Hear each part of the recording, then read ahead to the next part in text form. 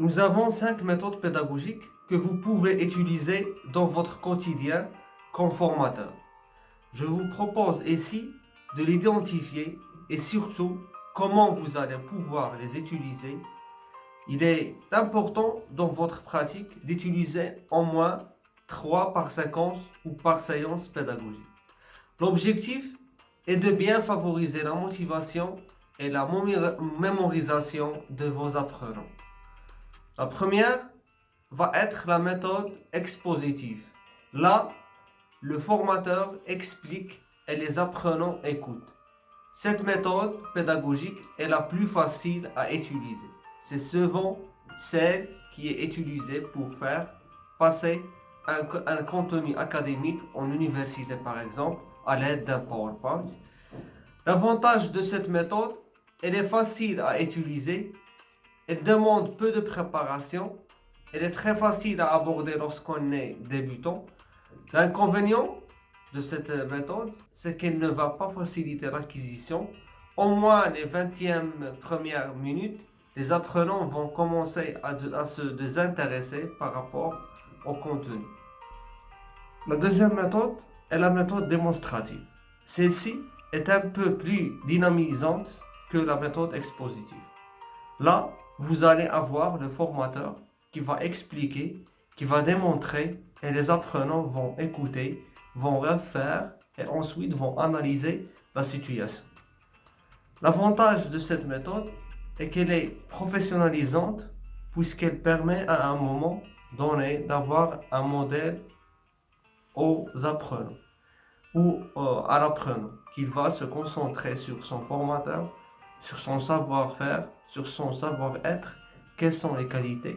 Cette méthode est utilisable lorsque vous allez devoir faire des simulations ou des jeux de rôle et toute activité où le niveau de communication est important.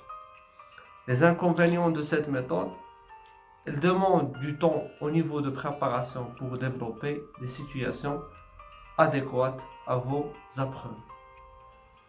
La méthode interrogative est la troisième méthode utilisée en formation et que vous deviez utiliser au quotidien. Là, vous allez en général questionner les apprenants et les apprenants vont répondre en fonction de la question que vous avez déposée. Cette méthode peut être utilisée dans plusieurs moments. En début de la journée, lorsque vous souhaitez faire un réveil pédagogique. Ensuite, vous pouvez très bien utiliser cette méthode après une pause de matin, après-midi, etc. Ça permet de refaire un point et de reformuler les éléments importants qui ont été abordés durant la formation. Vous pouvez également l'utiliser en évaluation pour vérifier le degré d'acquisition chez vos apprenants. Nous allons également voir la méthode active. Donc, cette méthode est la méthode à utiliser lorsqu'on est des formateurs. Elle permet vraiment de développer les compétences et les attitudes. Elle permet de travailler sur sa pratique professionnelle. Dans cette méthode, là, vous allez donner un ensemble de consignes et les apprenants vont devoir résoudre des situations, problèmes en petits groupes, par exemple. La cinquième et la dernière méthode, qui est la méthode expérimentale. Donc, la différence avec la méthode active qu'on a vue juste avant, c'est que celle-ci part de l'expérience de vos apprenants. C'est-à-dire, c'est quand vous allez découvrir un nouveau contenu à vos apprenants sans jamais avoir abordé la notion au préalable.